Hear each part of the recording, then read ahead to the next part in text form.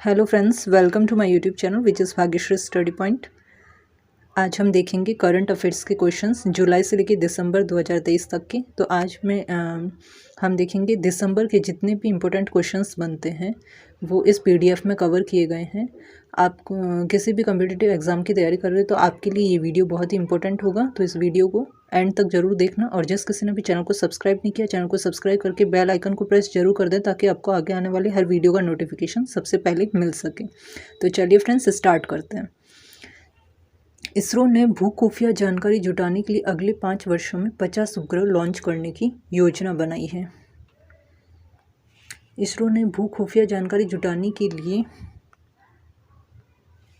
50 उपग्रह लॉन्च करने की योजना बनाई। उपग्रह तैनाती में सेना की गतिविधियों को ट्रैक करने और विशाल क्षेत्रों की छवि लेने की क्षमता के साथ विभिन्न कक्षाओं में एक परत बनाना शामिल है। इसरो के अध्यक्ष कौन है?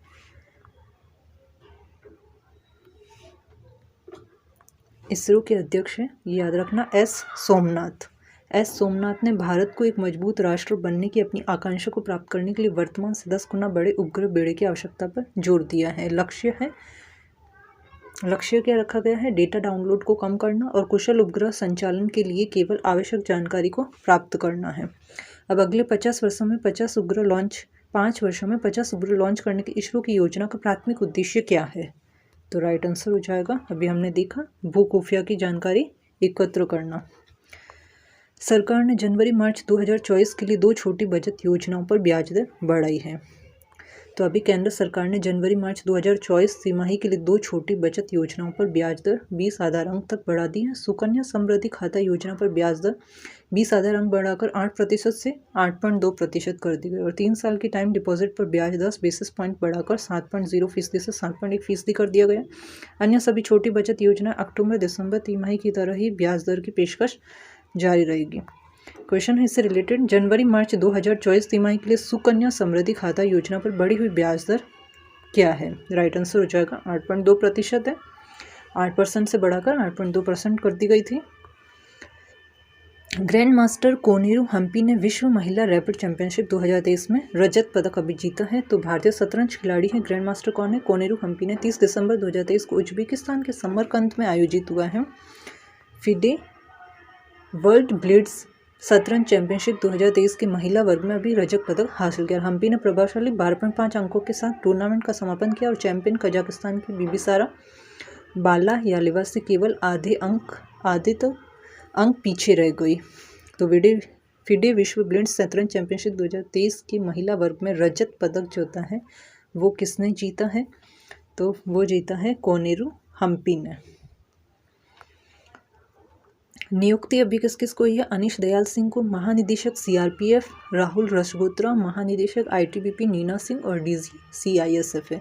तो अनीश दयाल सिंह को जो होता है वो केंद्रीय रिजर्व पुलिस बल है सीआरपीएफ का महानिदेशक किसको बनाया गया? अनीश दयाल सिंह को नियुक्त किया गया है। वह पहले भारत तिब्बत सीमा पुलिस का नेतृत्व कर रहे थे और अनीश दयाल सिंह मणिपुर कैडर के 1988 बैच के भारतीय पुलिस सेवा यानी आईपीएस अधिकारी हैं। मणिपुर कैडर के 1989 बैच के आईपीएस अधिकारी और इंटेलिजेंस ब्यूरो में विशेष निदेशक राहुल रसगोत्रा को भारत तिब्बत सीमा पुलिस का महानिदेशक नियुक्त किया गया है। राजस्थान कैडर के 1989 बैच के आईपीएस अधिकारी और वर्तमान में सीआईएसएफ में विशेष महानिदेशक के रूप में कार्यरत नीना सिंह को जो होता है केंद्रीय औद्योगिक सुरक्षा बल का प्रमुख नियुक्त किया गया। अब इससे रिलेटेड क्वेश्चन देख लेंगे। केंद्रीय रिजर्व पुलिस बल का महानिदेशक कैसे नियुक्त किया गया है? अनीश दयाल सिंह को।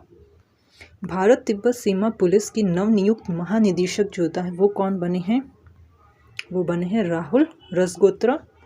और केंद्रीय औद्योगिक सुरक्षा बल के प्रमुख के रूप में किसे नियुक्त किया गया है? नीना सिंह को। ये 3 क्वेश्चन इससे रिलेटेड बनेंगे, याद रख लेना। सरकार ने मुस्लिम लीग जम्मू कश्मीर को यूएपीए के तहत गैर कानूनी संघ घोषित किया। अब गृह मंत्रालय द्वारा 27 दिसंबर 2023 को मुस्लिम लीग जम्मू कश्मीर MLJKMA को यूएपीए के तहत गैर कानूनी संघ घोषित किया गया है। यह संगठन भारत में आतंकवाद का समर्थन करते हुए जम्मू कश्मीर में राष्ट्र विरोधी और अलगाववादी गतिविधियों में शामिल है। सदस्यों का लक्ष्य जम्मू कश्मीर में इस्लामी शासन स्थापित करना है जिससे भारत की संप्रभुता, सुरक्षा और अखंडता को खतरा पैदा होगा। यूएपीए 1967, आईपीसी 1860 है, आर्म्स एक्ट है 1959 और रणबीर दंड संहिता है 1932 के तहत कहीं आपराधिक मामले जो हैं दर्ज किए गए हैं। क्वेश्चन है मुस्लिम लीग जम्मू कश्मीर मशरत आलम गुट को यूएपीए के तहत गैर कानूनी संघ क्यों घोषित किया गया? राइट आंसर हो जाएगा इसमें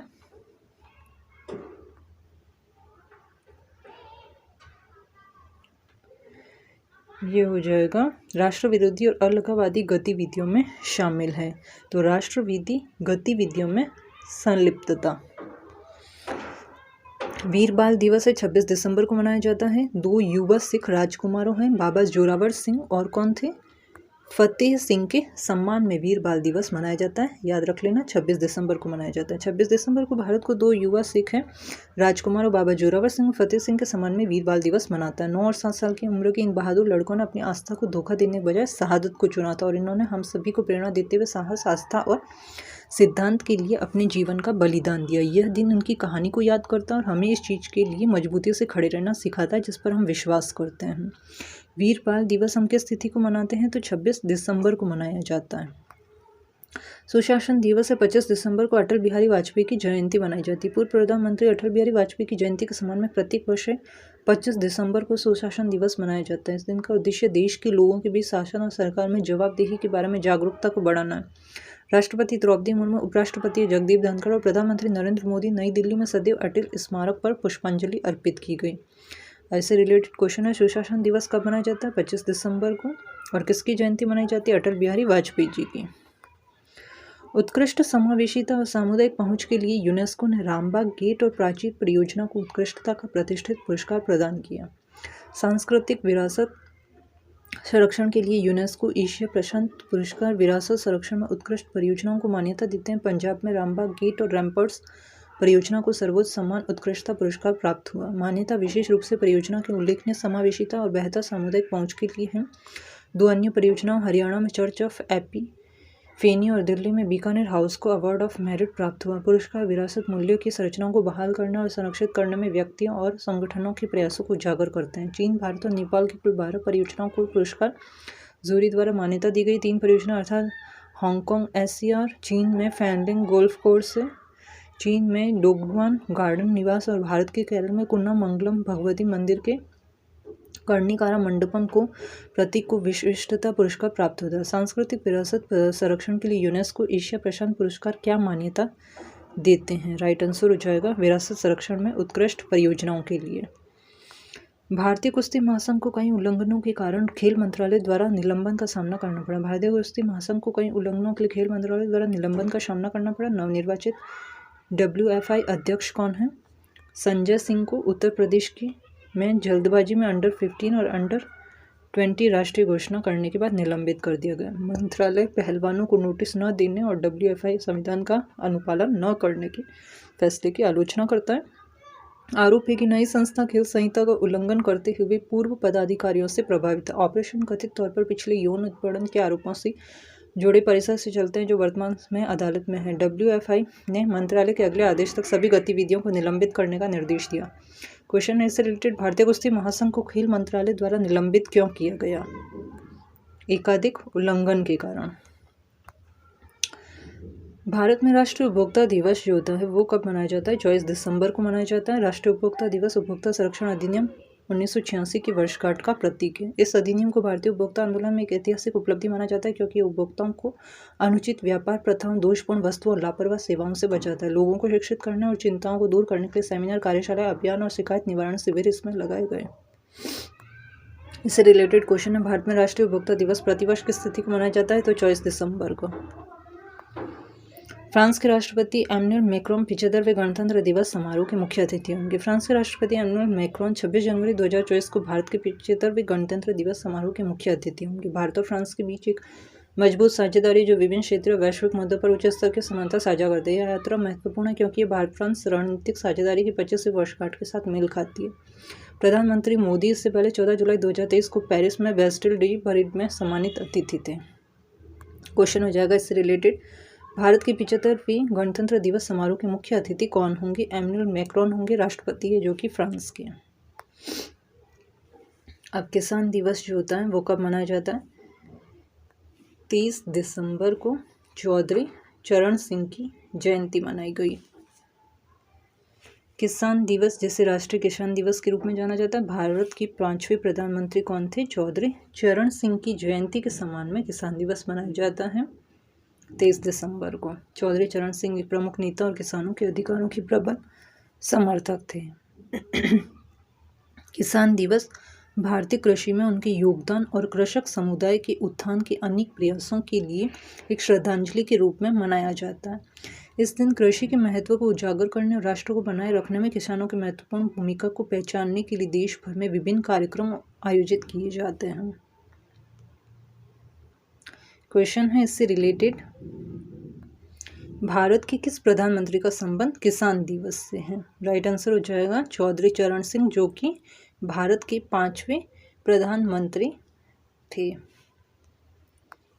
राष्ट्रीय गणित दिवस कब मनाया जाता है? 22 दिसंबर को राष्ट्रीय गणित दिवस श्रीनिवास रामानुजन की जयंती को चिन्हित करने के लिए मनाया जाता है। प्रसिद्ध भारतीय गणितज्ञ है श्रीनिवास रामानुजन की जयंती के सम्मान में हर साल 22 दिसंबर को राष्ट्रीय गणित दिवस मनाया जाता है। यह दिन गणित के क्षेत्र में रामानुजन के असाधारण योगदान को श्रद्धांजलि देता है और इसका उद्देश्य क्या है? जीवन के विभिन्न पहलुओं में गणित के महत्व को बढ़ाना है। श्रीनिवास रामानुजन, जिनका जन्म 1887 में हुआ था, बड़े पैमाने पर स्वयं शिक्षित थे और उन्होंने गणितीय विश्लेषण, संख्या सिद्धांत, अनंत श्रृंखला और निरंतर भिन्नों में महत्वपूर्ण योगदान दिया। उनके काम का आधुनिक गणित के विकास पर गहरा प्रभाव पड़ा, जिसने दुनिया भर के गणितज्ञों को प्रेरित किया है।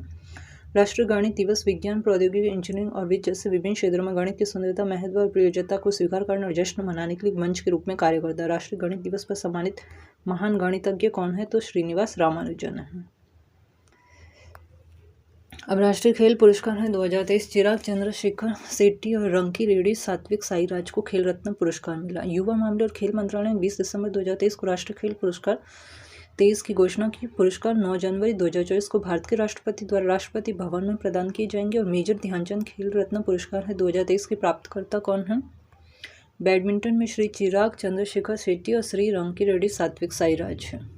उत्कृष्ट प्रदर्शन के लिए अर्जुन पुरस्कारों में तीरंदाजी, एथलेटिक्स, मुक्केबाजी, क्रिकेट, शतरंज, घुड़सवारी, golf, hockey, kabaddi, kho kho, lawn ball, shooting, squash, table tennis, कुश्ती, वुशु, पैरा तीरंदाजी जैसे विभिन्न विषयों में एथलीट शामिल हैं। ब्लाइंड क्रिकेट और पैरा कैनोइंग। 2023 में उत्कृष्ट प्रशिक्षकों के लिए द्रोणाचार्य पुरस्कार नियमित और आजीवन दोनों श्रेणियों में प्रदान किए जाते हैं, जिसमें कुश्ती, शतरंज, para athletics, hockey, mallakhamb, golf, kabaddi और टेबल टेनिस जैसे विषयों को इसमें शामिल किया जाता है। लाइफ टाइम अचीवमेंट के लिए ध्यानचंद पुरस्कार प्राप्तकर्ताओं में खिलाड़ी सुश्री मंजूषा कंवर, श्री विनीत कुमार शर्मा और सुश्री कविता सरबराह शामिल है। मौलाना अबुल कलाम आजाद ट्रॉफी है 2023। ये गुरु नानक देव यूनिवर्सिटी, इम्पोर्टेंट है, गुरु नानक देव यूनिवर्सिटी है, अमृतसर की ओवरऑल विजेता यूनिवर्सिटी इसको दिया गया। और लवली प्रोफेशनल यूनिवर्सिटी पंजाब की प्रथम रनर अप रही और कुरुक्षेत्र यूनिवर्सिटी कुरुक्षेत्र की द्वितीय रनर अप को प्रदान की गई। राष्ट्रीय खेल पुरस्कार विभिन्न श्रेणियों में खेलों में उत्कृष्टता को पहचानने और पुरस्कृत करने के लिए प्रतिवर्ष दिए जाते हैं। मेजर ध्यानचंद खेल रत्न पुरस्कार, अर्जुन पुरस्कार, द्रोणाचार्य पुरस्कार और ध्यानचंद पुरस्कार सहित सब प्रत्येक पुरस्कार श्रेणी के लिए मानदंड उत्कृष्ट प्रदर्शन, नेतृत्व, खेल कौशल और अनुशासन की भावना के आधार पर निर्दिष्ट किए जाते हैं। इससे रिलेटेड क्वेश्चन है, मेजर ध्यानचंद खेल रत्न पुरस्कार 2023 के प्राप्तकर्ता कौन है? तो राइट आंसर हो जाएगा ई, श्री चिराग चंद्रशेखर शेट्टी और श्री रंकी रेड्डी सात्विक साईराज। क्वेश्चन है दूसरा, किस विश्वविद्यालय को समग्र विजेता विश्वविद्यालय के रूप में मौलाना अबुल कलाम आजाद यानी माका ट्रॉफी 2023 से सम्मानित किया गया है? राइट आंसर हो जाएगा इसका गुरु नानक देव विश्वविद्यालय है अमृतसर का। साहित्य अकादमी पुरस्कार है 2023 की घोषणा की गई है। तो साहित्य अकादमी ने 20 दिसंबर 2023 को अपने वार्षिक पुरस्कारों की घोषणा की है। पुरस्कार 24 भाषाओं में दिए गए हैं, जिसमें 9 कविता पुस्तकें, 6 उपन्यास, 5 लघु कहानी संग्रह, 3 निबंध और 1 साहित्य अध्ययन शामिल हैं। अब उल्लेखनीय विजेताओं में उपन्यास निर्वाजी पदम यानी तमिल के लिए राजशेखरन को, लघु कहानी संग्रह तेलुगु के लिए पतंजलि शास्त्री को और साहित्यिक अध्ययन के लिए मलयाला नोवे लिंटे देशक कलंगल मलयालम के लिए एवी रामकृष्णन शामिल है। कविता पुरस्कार प्राप्तकर्ताओं में विजय वर्मा है डोगरी, विनोद जोशी है गुजराती और आशुतोष परिंदा है उड़िया शामिल हैं। लघु कहानी पुरस्कार विजेता प्रणव ज्योति डेका असमिया, नंदीश्वर देमारी बोडो और तारासेन बास्की संथाली हैं। संजीव ने हिंदी उपन्यास मुझे पहचानो के लिए और नीलम शरण गौड़ ने अंग्रेजी उपन्यास रिक्विएम इन राग जानकी के लिए पुरस्कार जीता है। एक ताबूत, एक उत्कीर्ण तांबे की पट्टिका, एक शॉल और 1 लाख रुपए सहित पुरस्कार समारोह अगले साल 12 मार्च को होगा। इससे रिलेटेड क्वेश्चन है, ईवी रामकृष्णन ने 2023 में किस श्रेणी के लिए साहित्य अकादमी पुरस्कार जीता? ईवी रामकृष्णन ने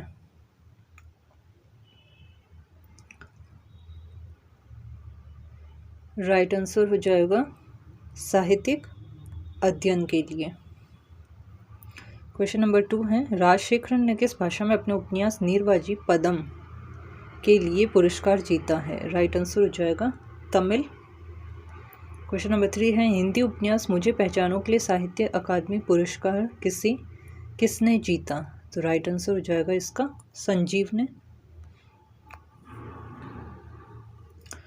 लोकसभा ने 3 संशोधित आपराधिक कानून विधेयकों पर विचार और पारित करने के लिए अभी विचार किया है। लोकसभा 3 महत्वपूर्ण विधेयकों पर विचार कर रही है। भारतीय न्याय द्वितीय संहिता 2023, भारतीय नागरिक सुरक्षा द्वितीय संहिता 2023 और भारतीय साक्ष्य द्वितीय विधेयक है 2023। तो भारतीय न्याय द्वितीय संहिता 2023 से भारतीय दंड संहिता आईपीसी 1860 को प्रतिस्थापित करने का लक्ष्य है।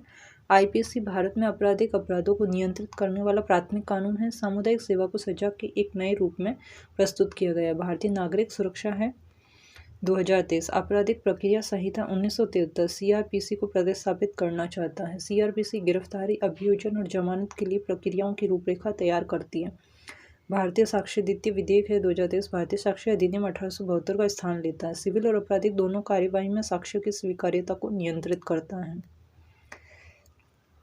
तीनों कानूनों में संपूर्ण कानूनी प्रक्रिया को डिजिटल बनाने के प्रावधान शामिल हैं। डिजिटलीकरण में एफआईआर दर्ज करने से लेकर केस डायरी बनाए रखने तक और केस डायरी से लेकर आरोप पत्र और फैसले तक की प्रक्रिया शामिल है। क्वेश्चन है, किस विधेयक का उद्देश्य भारत में आपराधिक अपराधों को नियंत्रित करने वाली भारतीय दंड संहिता 1860 को प्रतिस्थापित करता है? तो भारतीय न्याय संहिता है, भारतीय न्याय द्वितीय संहिता 2023 में इसका उल्लेख है। भारतीय न्याय संहिता 2023 का प्राथमिक फोकस क्या है? आपराधिक अपराधों के लिए सजा। क्वेश्चन नंबर 3 है, कौन सा कानून आपराधिक प्रक्रिया संहिता यानी सीआरपीसी 1973 की जगह लेता है? अब 1973 की जगह कौन लेता है? आपराधिक प्रक्रिया संहिता भारतीय नागरिक सुरक्षा संहिता है 2023। भारतीय नागरिक सुरक्षा द्वितीय संहिता 2023 और भारतीय न्याय द्वितीय संहिता 2023 दंड प्रणाली में क्या महत्वपूर्ण योगदान देता है?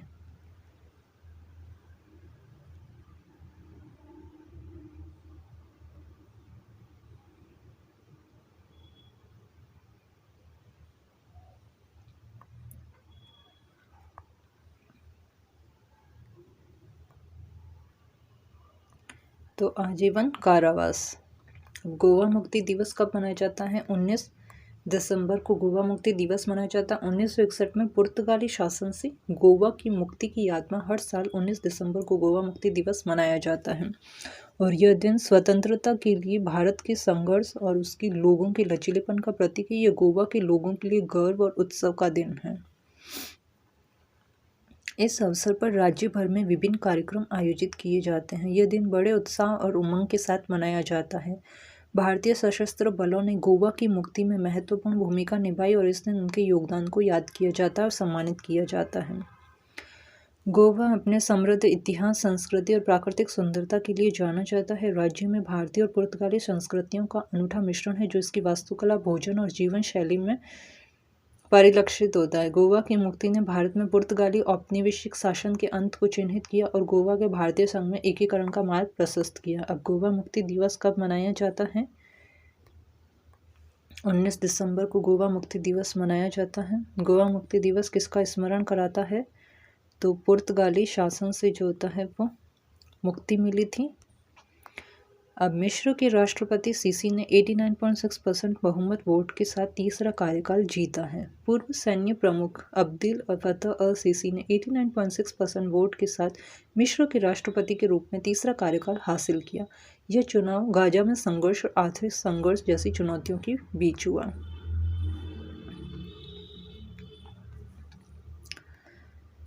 अपने नए कार्यकाल के लिए सीसी की तात्कालिक प्राथमिकताओं में लगभग रिकॉर्ड मुद्रास्फीति को संबोधित करना, पुरानी विदेशी मुद्रा की कमी का प्रबंधन करना और इजराइल गाजा संघर्ष से फैसले वाले प्रभावों को कम करना शामिल है। मतदान 3 दिनों तक चला, जिसके परिणाम आज आधिकारिक तौर पर घोषित किए गए। सीसी के खिलाफ 3 उम्मीदवार मैदान में थे, जिनमें से कोई भी हाई प्रोफाइल व्यक्ति नहीं था। क्वेश्चन है, हाल ही में मिस्र के राष्ट्रपति चुनाव में अब्दिल फतेह अल सीसी को कितने प्रतिशत वोट मिले हैं? तो 89.6%। खेलो इंडिया पैरा गेम्स की शुरुआत नई दिल्ली में अभी संपन्न हुई है। हरियाणा ने 40 स्वर्ण जीते हैं, 39 रजत और 26 कांस्य पदक के साथ दबदबा बनाया। उद्घाटन है खेलो इंडिया पैरा गेम्स नई दिल्ली में संपन्न हुआ, जिसमें हरियाणा कुल 105 पदक हासिल करके चैंपियन बना है। हरियाणा की पदक तालिका में 40 स्वर्ण, 39 रजत और 26 कांस्य पदक शामिल हैं। KIPG 2023 10 दिसंबर को शुरू हुआ और इसमें देश के सभी कोनों से लगभग 1450 पैरा एथलीटों की सक्रिय भागीदारी थी। उत्तर प्रदेश ने 25 स्वर्ण, 23 रजत और 14 कांस्य सहित कुल 62 पदकों के साथ दूसरा स्थान हासिल किया। तमिलनाडु ने 20 स्वर्ण, 8 रजत और 14 कांस्य पदक के साथ तीसरा स्थान हासिल किया। 32 राज्यों और केंद्र शासित प्रदेशों के एथलीटों ने अपनी प्रतिभा का प्रदर्शन किया और पूरे खेलों के दौरान विभिन्न स्पर्धाओं में प्रतिस्पर्धा की। केंद्रीय खेल और युवा मामलों के मंत्री अनुराग ठाकुर ने समापन समारोह को संबोधित करते हुए खेलो इंडिया पैरा गेम्स की सराहना करते हुए इसे मानवीय जुनून और भावना का ऐतिहासिक उत्सव बताया। ठाकुर ने इस बात पर जोर दिया कि खेल भारत की खेल इतिहास में एक महत्वपूर्ण अध्याय का प्रतीक है, जहां भागीदारी जीत की बराबर महत्व रखती है। मंत्री ने KIPG संस्करण को महत्वपूर्ण बनाने में उसके योगदान के लिए सभी पैरा एथलीटों, प्रशिक्षकों, सहायक कर्मचारियों और हितधारकों के प्रति आभार व्यक्त किया। खेलो इंडिया पैरा गेम्स में कौन सा राज्य चैंपियन बन के उभरा है? राइट आंसर हो जाएगा हरियाणा। खेलो इंडिया गेम्स जनवरी 2024 में तमिलनाडु में होने वाले हैं। खेलो इंडिया गेम्स 19 से 31 जनवरी 2024 तक तमिलनाडु में चेन्नई, कोयम्बटूर, मदुरै और त्रिची सहित शहरों में होने वाले। राज्य सरकार ने आयोजन की मेजबानी की घोषणा की है और प्रत्याशित भागीदारी में 5500 से अधिक एथलीट और 1600 कोच इसमें शामिल हैं। इस खेल महाकुंभ में 1000 से अधिक रेफरी होंगे और 1200 स्वयंसेवक शामिल होंगे। खेलो इंडिया गेम्स में स्पेस की शुरुआत सहित कुल 27 खेलों को प्रदर्शित किया जाएगा। इससे रिलेटेड क्वेश्चन है, तमिलनाडु में खेलो इंडिया गेम्स में कितने खेल शामिल होंगे? राइट आंसर हो जाएगा 27 खेल। सूरत डायमंड बोर्स है दुनिया का सबसे बड़ा कार्यस्थल है। प्रधानमंत्री नरेंद्र मोदी ने अंतर्राष्ट्रीय हीरे और आभूषण व्यापार के लिए दुनिया के सबसे बड़े केंद्र है सूरत डायमंड बोर्स का उद्घाटन किया है। खजूद गांव में स्थित सूरत डायमंड बोर्स दुनिया का सबसे बड़ा कार्यालय परिसर है, जो 67 लाख वर्ग फुट में फैला है और यह आभूषणों के साथ साथ कच्चे और पॉलिश किए गए हीरों के व्यापार के लिए भी एक वैश्विक केंद्र के रूप में काम करेगा। इस सुविधा में आयात और निर्यात के लिए एक अत्याधुनिक सीमा शुल्क निकासी गृह, खुदरा व्यापार के लिए एक आभूषण मॉल और अंतर्राष्ट्रीय बैंकिंग और सुरक्षित वॉल्ट शामिल हैं।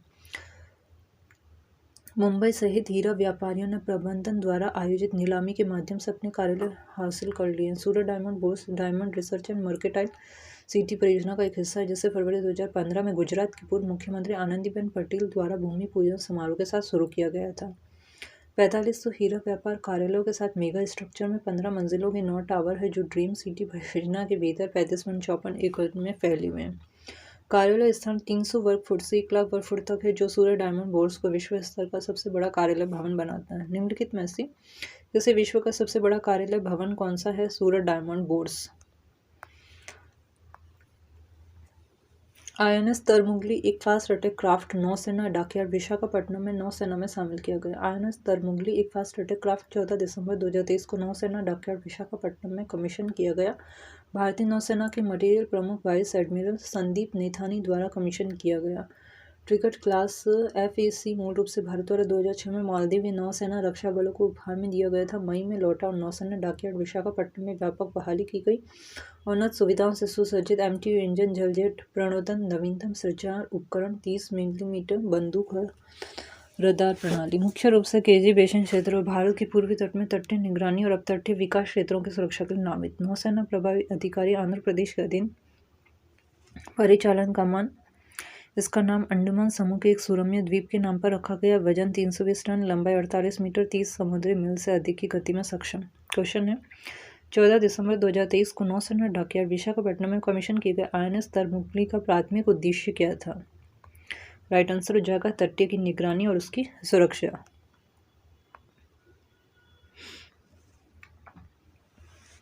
FIH पुरुष जूनियर विश्व कप सेमीफाइनल में जर्मनी ने भारत को 4-1 से हराया।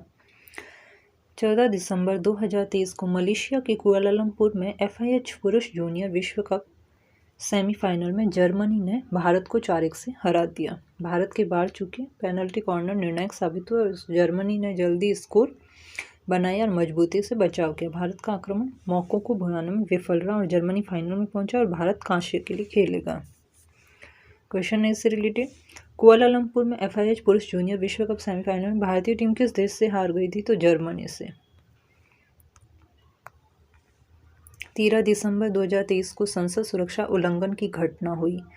13 दिसंबर 2023 को क्या हुआ था? 2 व्यक्तियों ने सुरक्षा का उल्लंघन किया था। सार्वजनिक गैलरी से लोकसभा कक्ष में प्रवेश कर लिया। उनमें से एक व्यक्ति उन मेजों पर कूद गया जहां संसद सदस्य सांसद बैठे थे और पीले रंग का धुआं छोड़ रहे थे, जबकि दूसरे ने नारे लगाए।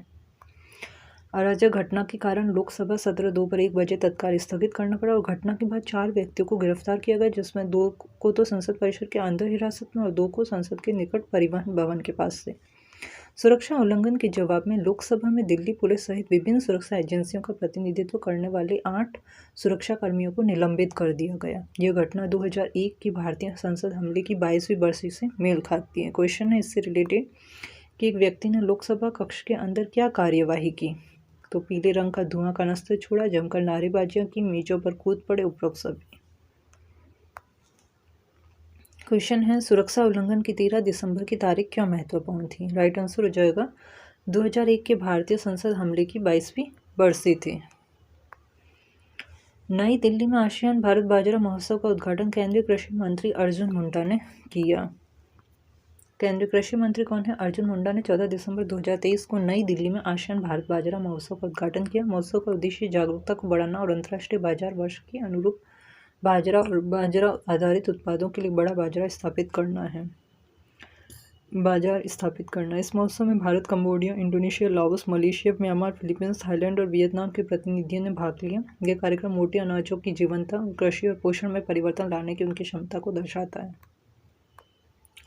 क्वेश्चन है इससे रिलेटेड केंद्रीय कृषि मंत्री अर्जुन मुंडा द्वारा उद्घाटन किए गए आसियान भारत बाजरा महोत्सव का मुख्य उद्देश्य क्या था? तो बाजरा के बारे में जागरूकता को बढ़ाना।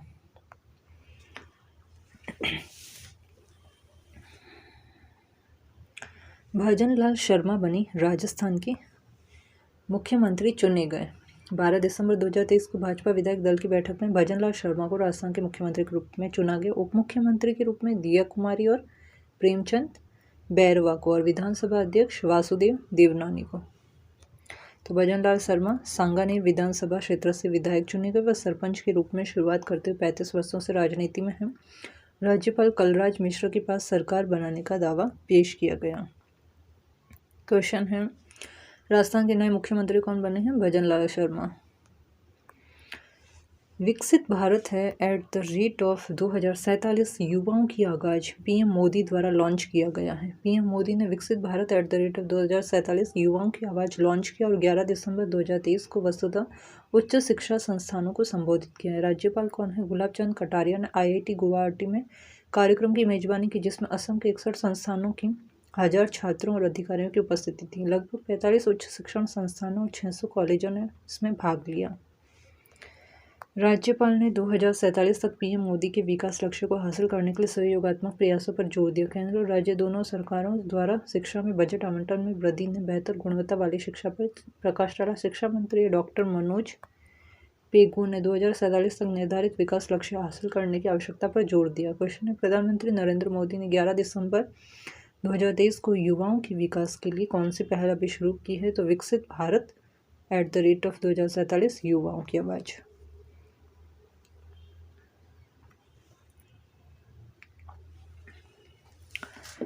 संसद ने जम्मू कश्मीर आरक्षण और पुनर्गठन संशोधन विधेयक भी पारित किया। संसद ने जम्मू कश्मीर आरक्षण है संशोधन विधेयक 2023 और जम्मू कश्मीर पुनर्गठन विधेयक पारित किया। जम्मू कश्मीर पुनर्गठन विधेयक 2019 अधिनियम को संशोधित करता है, जिससे कुल विधानसभा सीटें 83 से बढ़कर 90 हो जाती हैं। विधेयक में अनुसूचित जाति के लिए 7 सीटें, जनजाति के लिए 9 सीटें आरक्षित और कश्मीरी प्रवासी समुदाय से 2 सदस्यों के नामांकन की अनुमति है। जम्मू कश्मीर आरक्षण विधेयक जम्मू कश्मीर आरक्षण अधिनियम में संशोधन करता है। कमजोर और वंचित वर्गों को अन्य पिछड़ा वर्ग से बदल दिया जाता है। गृह मंत्री अमित शाह ने अनुच्छेद 370 को निरस्त करने के सुप्रीम कोर्ट की मान्यता पर जोर देते हुए कहा कि इससे अलगाववादी और आतंकवाद पर अंकुश लगा है। क्वेश्चन है, जम्मू और कश्मीर पुनर्गठन विधेयक 2023 के अनुसार उपराज्यपाल द्वारा विधानसभा के लिए किसे नामित किया जा सकता है?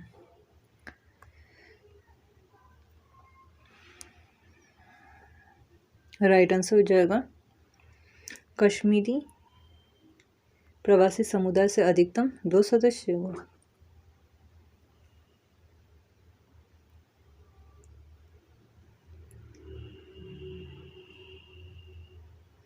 उपराज्यपाल द्वारा विधानसभा के लिए किसे नामित किया जाता है?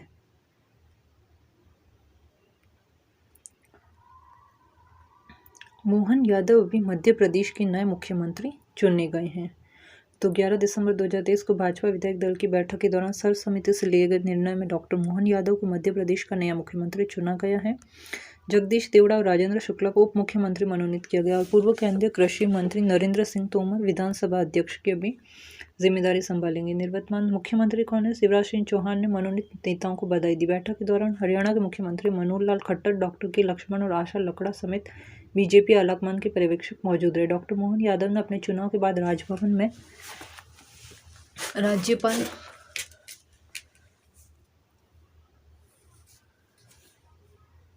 राज्यपाल मंगूभाई पटेल से मुलाकात कर सरकार बनाने का दावा पेश किया। उज्जैन दक्षिण से 3 बार विधायक रहे हैं। डॉक्टर यादव 2020 में कैबिनेट मंत्री बने और हाल ही में विधानसभा चुनाव में भारी अंतर से जीत हासिल की। तो मध्य प्रदेश का नया मुख्यमंत्री किसे चुना गया? डॉक्टर मोहन यादव को। 27वां वेपा विश्व निवेश सम्मेलन 11 दिसंबर 2023 से अभी नई दिल्ली में हुआ है। भारत 11 दिसंबर 2023 से नई दिल्ली में 27वें वेपा विश्व निवेश सम्मेलन की मेजबानी कर रहा है। सम्मेलन का आयोजन क्या है? भारत सरकार की राष्ट्रीय निवेश संवर्धन और सुविधा एजेंसी और विश्व निवेश संवर्धन एजेंसियों के संघ द्वारा किया जाता है। यह आयोजन उद्योग और आंतरिक व्यापार संवर्धन विभाग के तहत India international convention and expo centre Yashobhoomi नई दिल्ली में होगा और यह सम्मेलन अब तक आयोजित सबसे बड़ा विश्व निवेश सम्मेलन होने की उम्मीद है। इससे रिलेटेड क्वेश्चन हो जाएगा, 27वां वेपा विश्व निवेश सम्मेलन कहाँ आयोजित हो रहा है? राइट आंसर हो जाएगा नई दिल्ली में। अब विष्णुदेव राय छत्तीसगढ़ के नए मुख्यमंत्री बने हैं। विष्णुदेव साय को भाजपा विधायक दल ने छत्तीसगढ़ का मुख्यमंत्री चुना है। यह निर्णय 12 दिसंबर 2023 को रायपुर में एक बैठक के दौरान लिया गया, जिसमें 54 नवनिर्वाचित भाजपा विधायकों और केंद्रीय पर्यवेक्षकों अर्जुन मुंडा, सर्बानंद सोनोवाल और दुष्यंत कुमार गौतम ने इसमें भाग लिया। विष्णुदेव साय छत्तीसगढ़ के एक प्रमुख आदिवासी नेता हैं जो कुनकुरी क्षेत्र में कांसाबिल के पास बगिया गांव के रहने वाले हैं। उन्होंने अपना राजनीतिक करियर 1989 में पंच के रूप में शुरू किया। विष्णुदेव साय 1999 में 13वीं लोकसभा के लिए रायगढ़ लोकसभा क्षेत्र से सांसद चुने गए। विष्णुदेव साय ने 2014 से 19 तक केंद्रीय इस्पात, खाद्य, श्रम और रोजगार राज्य मंत्री के रूप में भी कार्यक्रम किया है। क्वेश्चन है, छत्तीसगढ़ के मुख्यमंत्री कौन है? विष्णुदेव साय। 10 से 17 दिसंबर 2023 तक नई दिल्ली में पहली बार खेलो इंडिया पैरा गेम्स अभी हुए हैं। तो पहली बार खेलो इंडिया पैरा गेम्स 10 दिसंबर 2023 को नई दिल्ली में शुरू होंगे और दिसंबर 2023 को नई दिल्ली में 8 दिवसीय कार्यक्रम पैरा एथलेटिक्स है, पैरा शूटिंग, पैरा तीरंदाजी, para football, para badminton, para table tennis और पैरा वेट लिफ्टिंग इसमें शामिल है। 32 राज्यों के केंद्र शासित प्रदेशों और सेवा खेल नियंत्रण बोर्ड से 1400 से अधिक प्रतिभागी है। लक्ष्य है पैरा एथलेटिक को कौशल दिखाना और कैरियर विकसित करने के अवसर प्रदान करना। युवा मामले और खेल मंत्रालय प्रतिभागियों के लिए व्यापक चिकित्सा कवरेज का आश्वासन देता है। मेडिकल कवरेज में आपातकालीन सेवाएं, ऑन साइट मेडिकल टीमों और आवश्यक स्वास्थ्य सुविधाओं तक पहुंच शामिल है। क्वेश्चन इससे रिलेटेड, दिसंबर 2023 में पहली बार खेलो इंडिया पैरा गेम्स कहाँ शुरू होंगे? तो कहाँ होंगे? नई दिल्ली में। आरबीआई ने लगातार 5वीं बार पॉलिसी रेपो रेट 6.5% पर अभी बरकरार रखा है। आरबीआई गवर्नर कौन है? शक्तिकांत दास ने 8 दिसंबर 2023 को द्विमासिक मौद्रिक नीति घोषणा में समिति के निम्नलिखित जानकारी दी है। तो भारतीय रिजर्व बैंक ने लगातार 5वीं बार पॉलिसी रेपो रेट 6.5% पर अभी बरकरार रखा है। और नीतिगत दर को अपरिवर्तित रखने का निर्णय। मुद्रास्फीति में देखी गई गिरावट से प्रभावित है। हाल ही की मौद्रिक नीति समिति की बैठक में आरबीआई ने वित्तीय वर्ष 2023-24 के लिए सकल घरेलू उत्पाद वृद्धि को संशोधित कर 7% कर दिया, जो पिछले अनुमान 6.5% से अधिक है। गवर्नर शक्तिकांत दास ने अस्पतालों और शैक्षणिक संस्थानों में यूपीआई लेन देन की सीमा 1 लाख से बढ़ाकर 5 लाख रुपये करने के प्रस्ताव की घोषणा की। क्वेश्चन है, दिसंबर 2023 में मौद्रिक नीति समिति की बैठक के दौरान गवर्नर शक्तिकांत दास ने यूपीआई लेन देन के संबंध में किस प्रस्ताव की घोषणा की है? तो किस प्रस्ताव की घोषणा की? अस्पताल और शिक्षण संस्थाओं में 5 लाख रुपए तक की बढ़ोतरी। पीएम नरेंद्र मोदी ने लाल किले में भारतीय कला, वास्तुकला और डिजाइन द्विवार्षिक 2023 का उद्घाटन किया है। प्रधानमंत्री नरेंद्र मोदी ने लाल किले में भारतीय कला, वास्तुकला और डिजाइन द्विवार्षिक 2023 का उद्घाटन किया और ये IAADB 9 से 15 दिसंबर 2023 तक लाल किला नई दिल्ली में आधारित है। उद्घाटन में आत्मनिर्भर भारत सेंटर फॉर डिजाइन और समुन्नति नामक छात्र द्विवार्षिक का उद्घाटन शामिल था।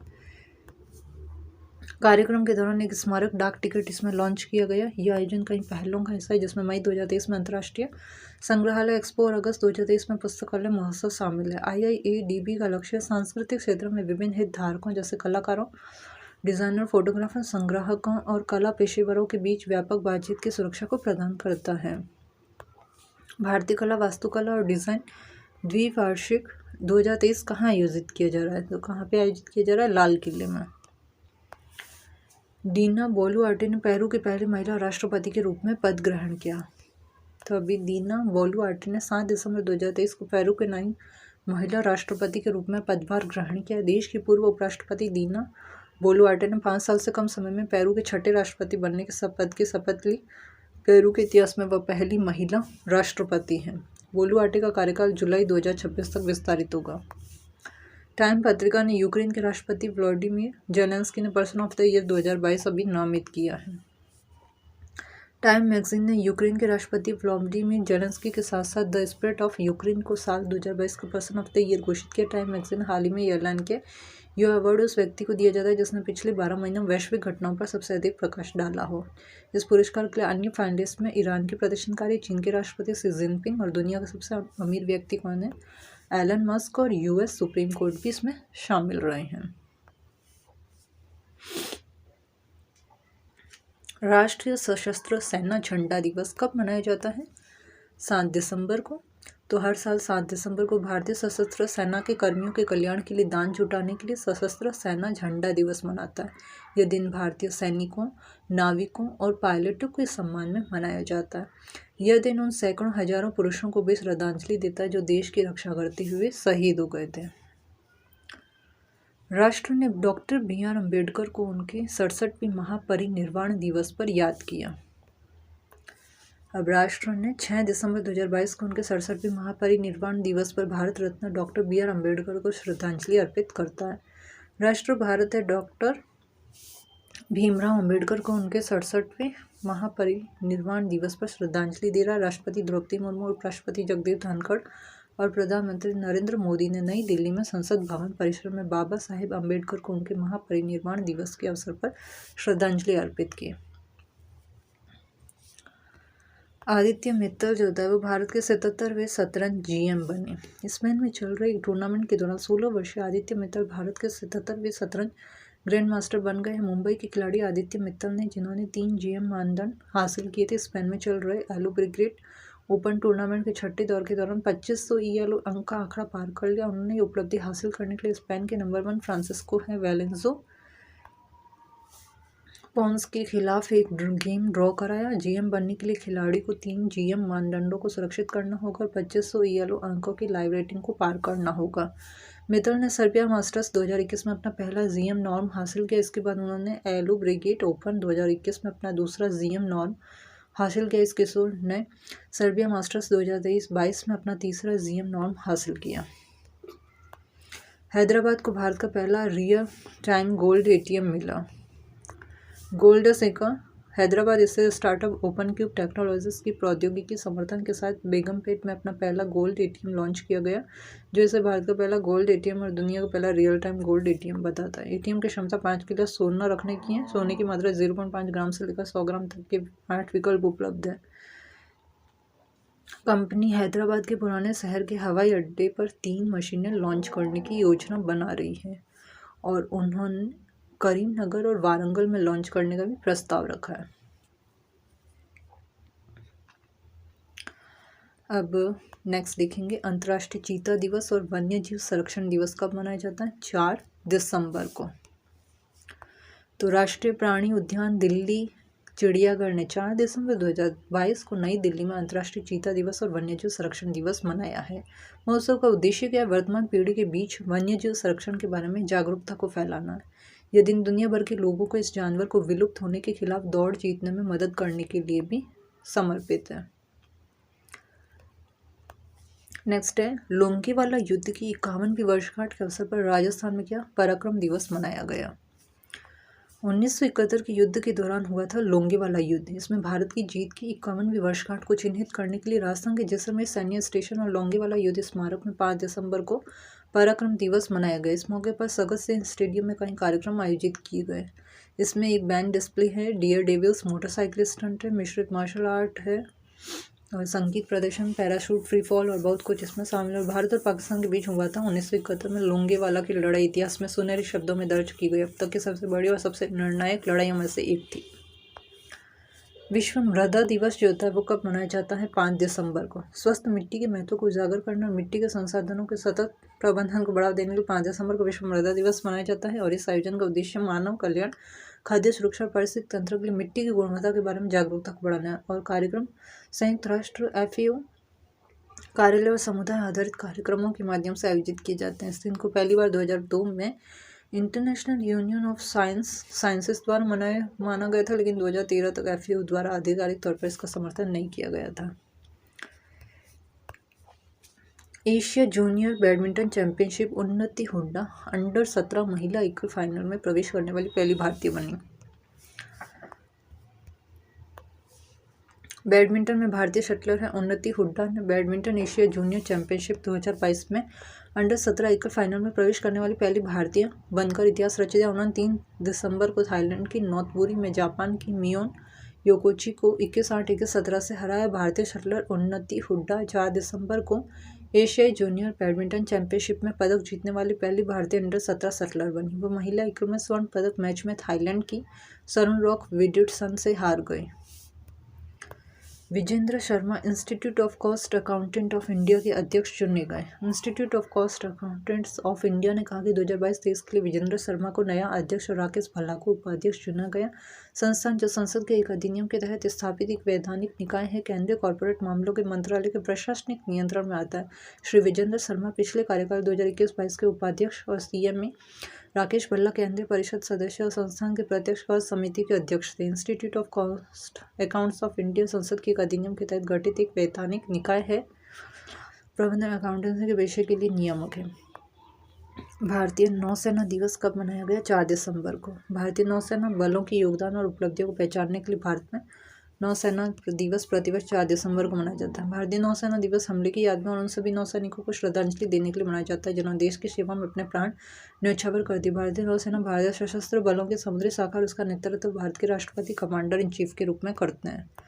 17वीं शताब्दी के मराठा सम्राट छत्रपति शिवाजी भोसले को भारतीय नौसेना का जनक माना जाता है। नेत्रहीनों के लिए तीसरा T20 विश्व कप क्रिकेट टूर्नामेंट भारत में 5 दिसंबर से होगा। अब नेत्रहीनों के लिए तीसरा T20 विश्व कप क्रिकेट टूर्नामेंट भारत में 5 से 17 दिसंबर है 2022 तक आयोजित किया जाएगा। विश्व कप 2022 में भाग लेने वाले देश ऑस्ट्रेलिया, बांग्लादेश, नेपाल, पाकिस्तान, दक्षिण अफ्रीका, श्रीलंका और मेजबान भारत है।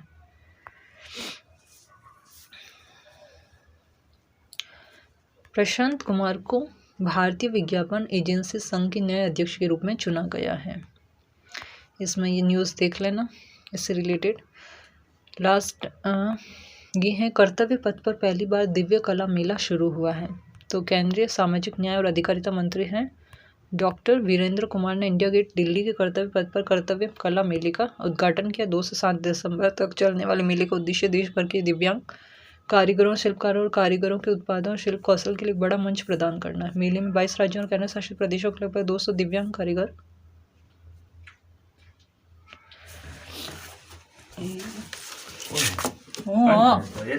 रिकॉर्ड करती भी।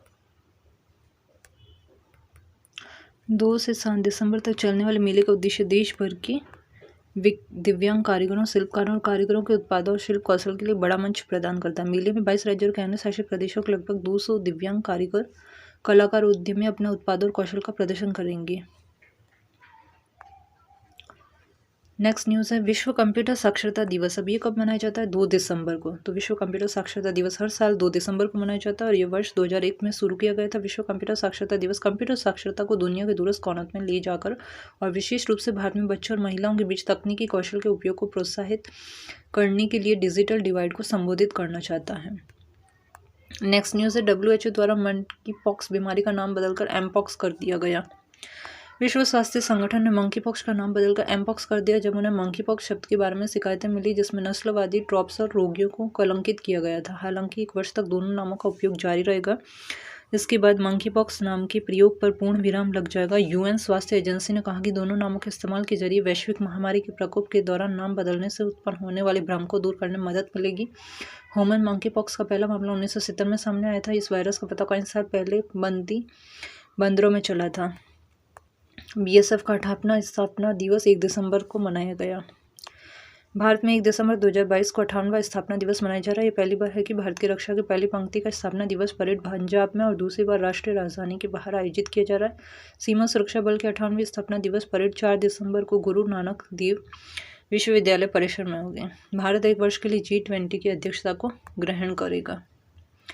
अब भारत जो 1 दिसंबर 2022 से 30 नवंबर 2023 1 वर्ष के लिए G20 की अध्यक्षता ग्रहण करेगा। अपनी अध्यक्षता के दौरान भारत देश भर में कई स्थानों पर 32 विभिन्न क्षेत्रों में लगभग 200 बैठकें आयोजित करेगा और साल 2023 में आयोजित होने वाले G20 शिखर सम्मेलन भारत द्वारा आयोजित सर्वोच्च प्रोफाइल अंतर्राष्ट्रीय समारोह में से एक होगा। प्रधानमंत्री नरेंद्र मोदी ने हाल ही में भारत की G20 प्रेसिडेंसी के लोगो है, थीम और वेबसाइट का भी अनावरण किया है। G20 दुनिया की प्रमुख विकसित और विकासशील अर्थव्यवस्थाओं का एक अंतर सरकारी मंच है। पीटी उषा भारतीय ओलंपिक संघ की अभी पहली महिला अध्यक्ष बनी है। पूर्व एथलीट कौन है? पीटी उषा को भारतीय ओलंपिक संघ आईओए के अध्यक्ष के रूप में निर्विरोध चुना गया है। एकमात्र दावेदार थे और 27 नवंबर की समय सीमा तक कोई अन्य नामांकन दाखिल नहीं होने के बाद चुनी गई। पीटी उषा 95 साल के इतिहास में आईओए में शीर्ष पद पर काबिज होने वाली पहली महिला और शीर्ष पद पर काबिज होने वाली पहली ओलंपिक विजेता और अंतर्राष्ट्रीय पदक विजेता भी है। मार्च 2024 तक विस्तारा एयरलाइंस का टाटा के स्वामित्व वाली एयर इंडिया में भी विलय हो जाएगा। मार्च 2024 तक विस्तारा एयरलाइंस का टाटा के स्वामित्व वाली एयर इंडिया में विलय हो जाएगा। एक प्रेस विज्ञप्ति में सिंगापुर एयरलाइंस और टाटा सन्स ने कहा है मार्च 2024 तक एयर इंडिया और विस्तारा को विनियामक अनुमोदन के अधीन विलय करने पर सहमत हुए हैं। एक बार एकीकरण पूरा हो जाएगा उसके बाद सिंगापुर एयरलाइंस एयर इंडिया में $250 मिलियन या 2000 करोड़ रुपए का निवेश करेगी। ग्लोबल टेक्नोलॉजी समिट का 7वां संस्करण अभी नई दिल्ली में आयोजित होगा। ग्लोबल टेक्नोलॉजी समिट का 7वां संस्करण 29 नवंबर से 1 दिसंबर तक नई दिल्ली में हाइब्रिड प्रारूप में आयोजित किया गया था। शिखर सम्मेलन भू प्रौद्योगिकी पर भारत का वार्षिक प्रमुख कार्यक्रम है और इसकी मेजबानी विदेश मंत्रालय और कार्नेगी इंडिया द्वारा की जाती है। इस वर्ष के शिखर सम्मेलन का विषय जियो पॉलिटिक्स ऑफ टेक्नोलॉजी है। विदेश मंत्रालय ने बताया कि इन 3 दिनों में प्रौद्योगिकी, सरकार, सुरक्षा, अंतरिक्ष, स्टार्टअप, डेटा, कानून, सार्वजनिक स्वास्थ्य, जलवायु परिवर्तन, शिक्षा और अर्थव्यवस्था में दुनिया के अग्रणी दिमाग इकट्ठा होंगे। नेक्स्ट न्यूज़ है राष्ट्रीय प्राणी उद्यान है नई दिल्ली। चिड़ियाघर ने 29 नवंबर को अंतर्राष्ट्रीय जगुआर दिवस मनाया है। इस अवसर पर नेशनल जूलॉजिकल पार्क ने जू वॉक और बिग कैट्स और जगुआर पर विशेषज्ञ बातचीत जैसे विभिन्न गतिविधियों का आयोजन किया। अंतर्राष्ट्रीय जगुआर दिवस ने जगुआर के बढ़ते खतरों और उसके अस्तित्व को सुनिश्चित करने वाले महत्वपूर्ण संरक्षण प्रयासों के बारे में जानकारी जुटाई और यह हर साल 29 नवंबर को मनाया जाता है। अंतर्राष्ट्रीय जगुआर दिवस अमेरिका की सबसे बड़ी जंगली बिल्ली को जैव विविधता संरक्षण के लिए एक छाता प्रजाति के रूप में और सतत विकास और मध्य और दक्षिण अमेरिका की सदियों पुरानी सांस्कृतिक विरासत के लिए प्रतीक के रूप में मनाया जाता है। लास्ट न्यूज़ है आरबीआई ने 1 दिसंबर को खुदरा डिजिटल रुपए के लिए पहला पायलट प्रोजेक्ट लॉन्च करने की अभी घोषणा की है। भारतीय रिजर्व बैंक है 1 दिसंबर 2022 को खुदरा डिजिटल रुपए के लिए पहला पायलट प्रोजेक्ट लॉन्च करने की घोषणा की है। आरबीआई की प्रेस विज्ञप्ति के अनुसार इस पायलट में चरणबद्ध भागीदारी के लिए 8 बैंकों की पहचान की गई है। पहले चरण की शुरुआत देश भर के 4 शहरों में state bank of India, ICICI bank, yes bank और IDFC फर्स्ट बैंक सहित 4 बैंकों से होंगी। Bank of Baroda, union bank of India, HDFC bank और कोटक महिंद्रा बैंक सहित 4 और बैंक बाद में इस पायलट में शामिल होंगे। पायलट शुरू में मुंबई, नई दिल्ली, बेंगलुरु और भुवनेश्वर सहित 4 शहरों को कवर करेगा और बाद में अहमदाबाद, गंगटोक, गुवाहाटी, हैदराबाद, इंदौर, कोच्चि, लखनऊ, पटना और शिमला भी इसमें शिमला तक इसको विस्तार किया जाएगा। तो ये थे फ्रेंड्स दिसंबर मंथ के करंट अफेयर्स की जितनी भी करंट अफेयर्स की न्यूज़ बनती हैं वो सब इसमें कवर किया गया है। आई होप आपको ये वीडियो अच्छा लगा होगा। वीडियो अच्छा लगा है तो प्लीज़ वीडियो को ज़्यादा से ज़्यादा शेयर करना, और जिस किसी ने अभी तक चैनल को सब्सक्राइब नहीं किया चैनल को भी सब्सक्राइब कर लेना, बेल आइकन को प्रेस कर देना। तो थैंक यू फ्रेंड्स, मैं मिलती हूँ आपको नेक्स्ट वीडियो में। Thank you.